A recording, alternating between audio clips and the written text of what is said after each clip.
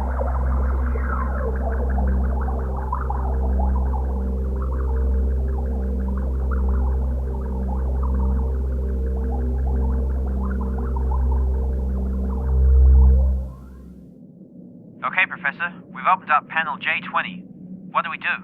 Hang on. I'm getting data back from the air sample. I don't understand. In your communication to Space Guard HQ, you said you completed terraforming the whole planet. You will understand. Soon everything will be made clear. The moon's rising.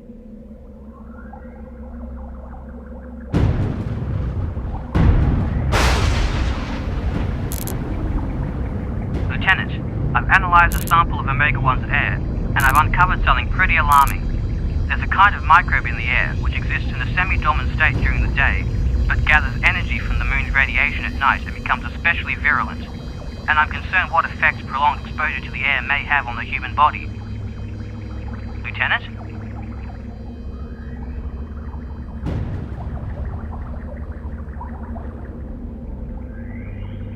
We are the native beings of this world.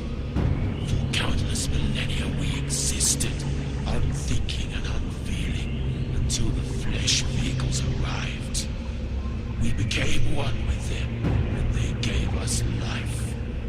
But we need more flesh vehicles so that more of our brethren can taste life as we have. We tried to make you one of us last night, but you had not yet been exposed to enough of our moon's radiation.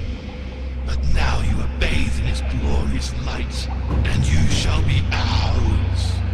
Then you will return to your people and tell them to come to our paradise, and our numbers will grow.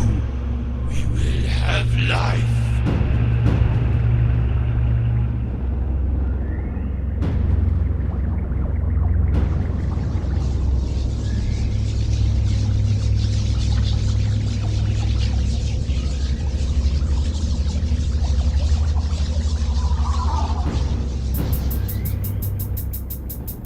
Professor, get me out of here, quick!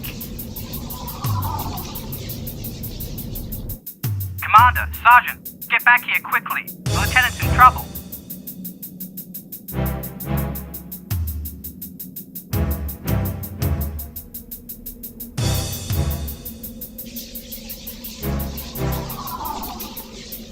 Professor, I need to get out of here! I know. The moon's radiation is playing havoc with the teleport. I can only send you short distances. I don't care where you teleport me, just get me out of here!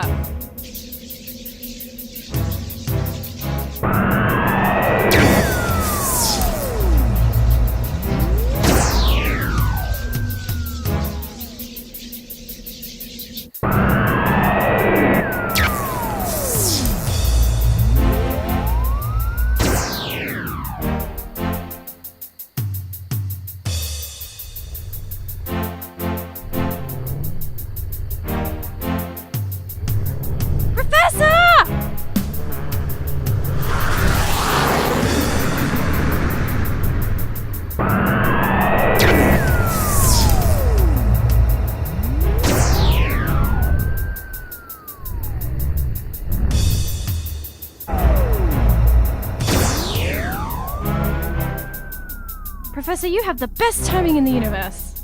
Okay, I've got it, Sergeant. Get us out of here.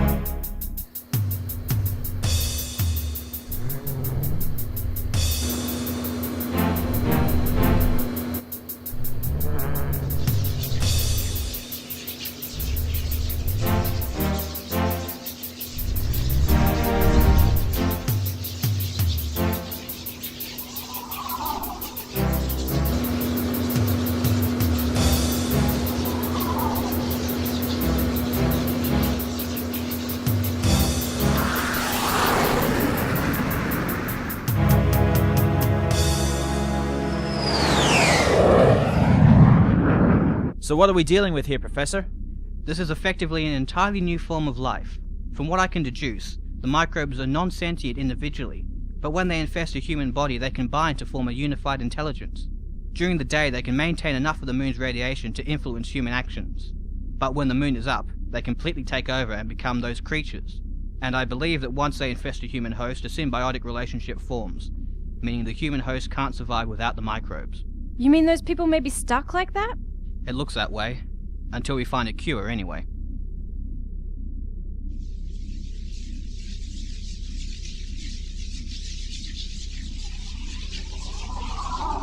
Professor! It's them!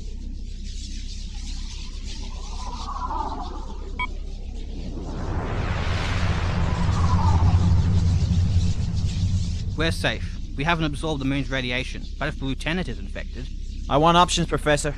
We can't kill them. I know how they seem, but they're a new form of life. Agreed. Okay, I have a plan. Bob, stand still.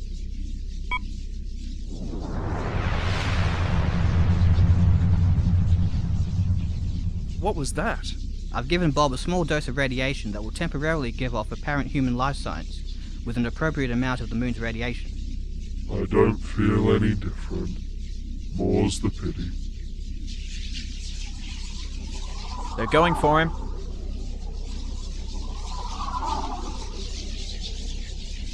They can't harm him, but they don't know that. Bob, get to the cargo bay and get into the diving bell. We're going to send those things back where they came from.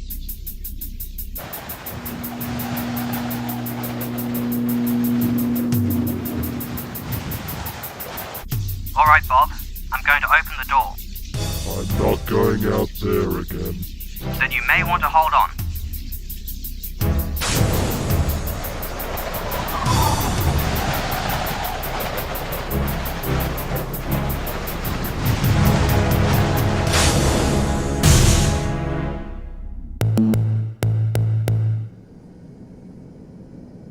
Quarantine beacon ready to deploy, sir. Do it.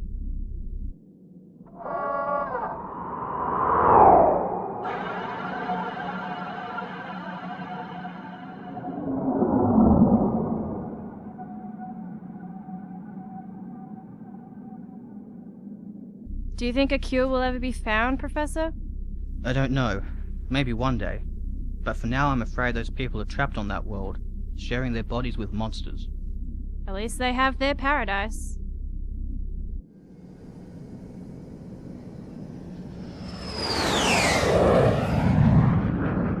Warning. Omega 1 is under quarantine.